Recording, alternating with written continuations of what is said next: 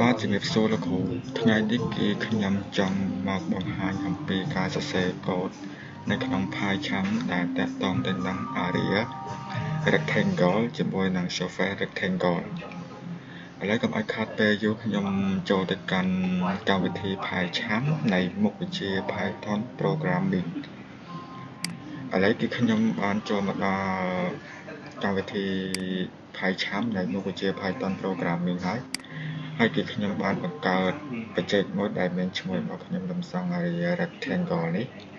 ហើយជំនាញដំបូងគឺខ្ញុំចង់ដាក់ function មួយដែលខ្ញុំសរសេរអំពី import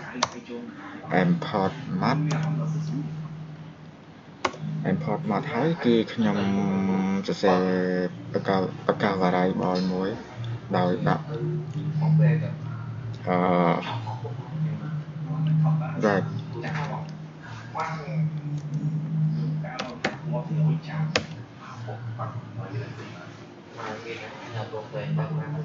ហើយគឺខ្ញុំ convert វាទៅជា integer ឲ្យហើយដើម្បីងាយស្រួលខ្ញុំបូកគុណជាមួយគ្នាបានហើយខ្ញុំបោះinput នេះគឺខ្ញុំចង់បោះតម្លៃចេញពី keyboard ទៅដោយខ្ញុំប្រើ input នេះហើយខ្ញុំ enter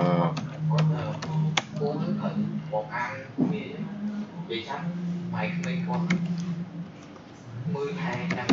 ไข่ลองanh chứ mày vô rồi tu con tơ một là tơ một mua phá không ổ mua uống với hai tờ hà màu mà mặc bữa nó đi cha một mà cha mà một vô mà tập bụng cái không như muaហើយបន្តមកទៀតគឺខ្ញុំដាក់ high ស្មើ integer ដដែលឲ្យវាដូចទៅនឹងខាងលើនេះ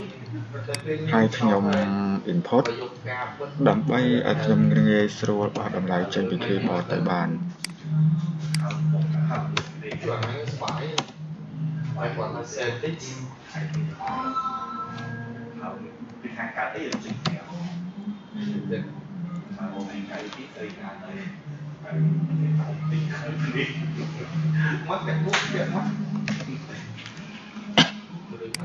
ហើយគឺខ្ញុំចាប់ផ្ដើម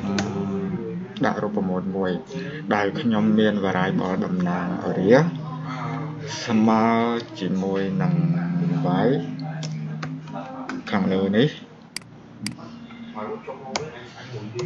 គុណជាមួយនឹង high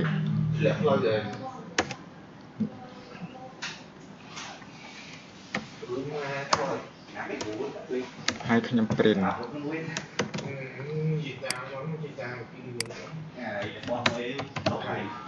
area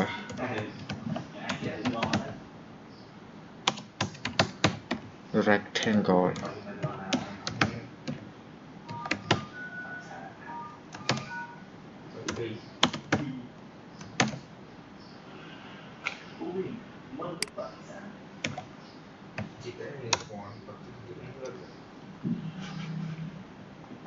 អូខេពេលដែលខ្ញុំដាក់រូបមន្តនេះគឺវានឹងចេញលទ្ធផល area rectangle នេះមកហើយ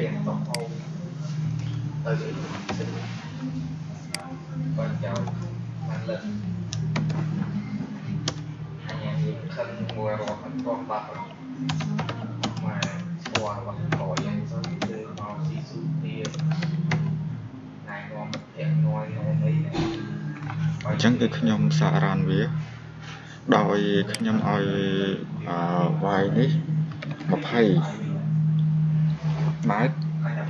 គុណជាមួយនឹង30 ម៉ែត្រនោះវានឹងចេញលទ្ធផលមក600 ម៉ែត្រនេះអញ្ចឹងនេះគឺជាកូដដែលតាក់ទងទៅនឹង area rectangle គឺមានតែប៉ុណ្ណឹង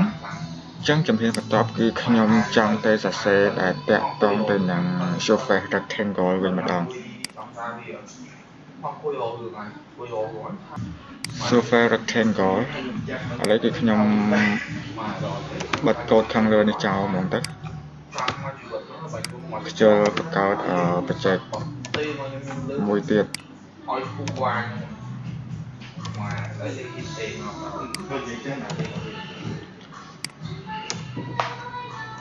màu làm coi vậy surface rectangle គឺខ្ញុំ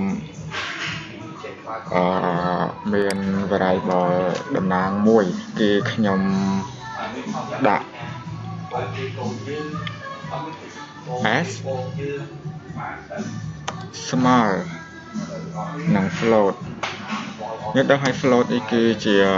function មួយដើម្បីយើងបូកដកគុណចែកទៅតាមបែបគណិតវិទ្យាដែលតាក់ទងនឹងចំនួនលេខគឺយើងប្រើ float ដូចជា integer អីហ្នឹង float double អីហ្នឹងគឺវាតាក់ទងនឹងចំនួនលេខហើយដើម្បីអាចបូកបញ្ចូលគ្នាឲ្យបានហើយគឺខ្ញុំប្រើ input ដើម្បីបោះតន្ន័យចេញពី keyboard ដដែល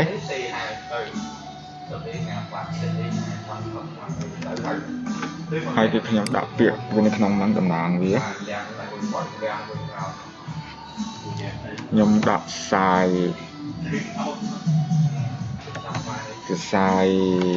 S ហើយខ្ញុំដាក់ O ស្មើនឹងខាងលើដូចខាងលើ float នឹងដដែល input ខ្សែ O ខ្សែ O ហើយគឺខ្ញុំចាប់ផ្ដើមដាក់រូបមន្តវា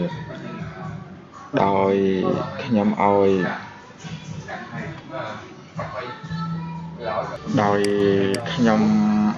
O ស្មើនឹង2គុណជាមួយនឹង S គុណនឹង S នេះពេលដែលខ្ញុំបោះតម្លៃចេញពី keyboard ទៅវានឹងគុណចូលគ្នាហើយបូកបន្តទៀត2គុណជាមួយនឹង O ដោយសារតែ O វានឹងជាន់ជាមួយនឹង variable ខាងលើនេះ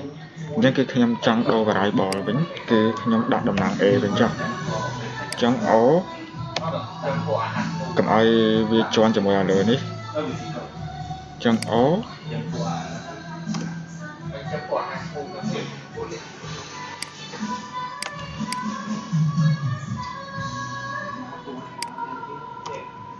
ហើយ P ស្មើ S គុណជាមួយនឹង O ហើយខ្ញុំចាប់ផ្ដើមដាក់លក្ខខណ្ឌវាដោយប្រើ if កាលណាបើ S ធំឬស្មើ0ឬក៏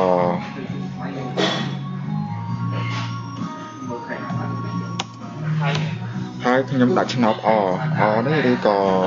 អ្វីមួយដូចចឹងទៅ O ធំឬស្មើ0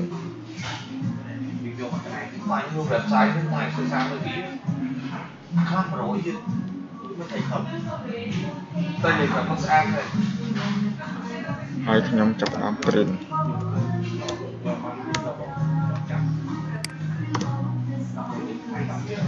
ពាក្យមួយសិនដាក់ទៅឲ្យវាងាយស្រួលចាំមើលដាក់ number ចុះ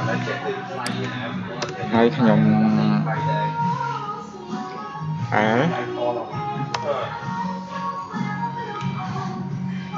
ខ្ញុំបង្ហាញតន្ន័យវានឹងចេញមកដោយប្រើ print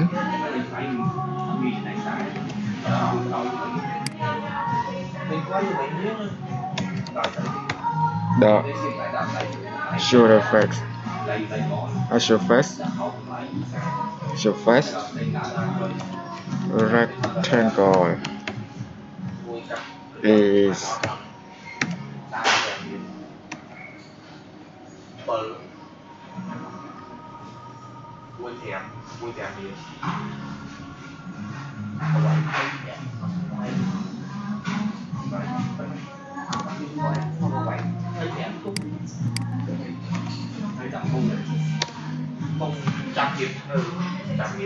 អូខេឥឡូវគឺខ្ញុំបានសរសេរកូដតាក់ទងទៅនឹង software rectangle ហើយអញ្ចឹងដើម្បីឲ្យដឹងលទ្ធផលថាពេលដែលខ្ញុំសរសេរទៅវាមានបញ្ហាអីមួយយើងចូលទៅ run វាឥឡូវគឺវាតម្រូវឲ្យខ្ញុំវាយ size s ឥឡូវខ្ញុំដាក់50ចុះ10តើវានឹងចេញប្រមាណ100វានឹងចេញ500ដោយមានចំនួនកាត់លេខនៅពីហើយអញ្ចឹង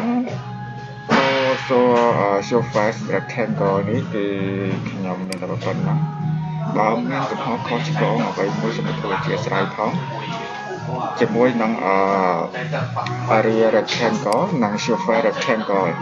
area rectangle នេះគឺវានៅមកខាងលើនេះហើយនឹង software rectangle នេះគឺវាមានប៉ុណ្ណេះអញ្ចឹងបើកូនទាំងពីរនេះមានកំហុសខុសឆ្គងអ្វីមួយសូមលោកគ្រូជួយរៀបខមមិនការដើម្បីខ្ញុំណាសូមអធិស្ឋានផងបើមានកំហុសខុសឆ្គងអ្វីមួយអរគុណលោកគ្រូចំពោះការទស្សនា